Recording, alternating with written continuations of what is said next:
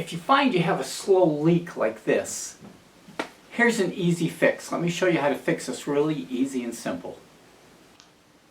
First, we want to shut off the water to the shower, but we also want to leave a faucet or two on just to leave the pressure in the system, and it won't leak on us as we're working.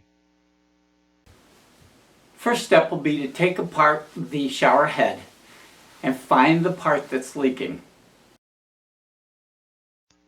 In our case, we need an Allen wrench to unscrew the Allen set screw, and it takes the handle right off. Next, we'll take the round insert off, and it just unscrews. It's just on with threads, and it's really just to keep that big base piece in line and keep it centered. So it just unscrews, and we'll pull it right off. Next, we'll pull out a decorative piece that's held down with 3 clips, and it's really just to hold the selector in place. Next, we're going to pull off the fascia plate and the selector lever, and it is done by removing the 2 screws, 2 long screws, and the only reason we're taking this off is so we can get a better grip on the leaky piece with our wrench.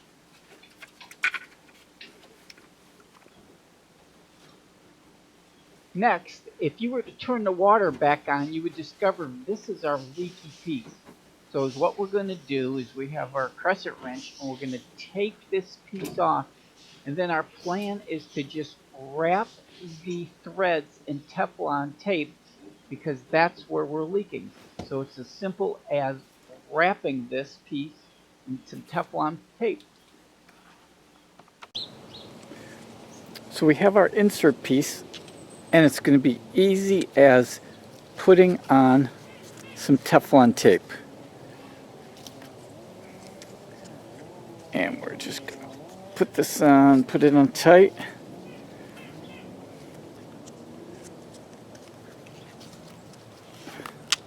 There you go. And then we'll screw it back in.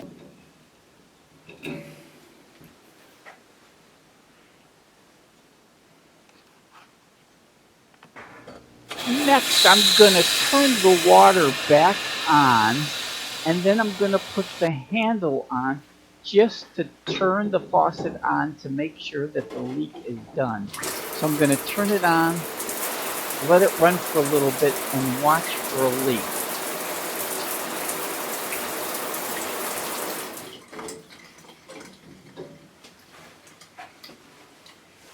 I feel good that we fixed the problem and it's not leaking, so now we're going to put the pieces back together.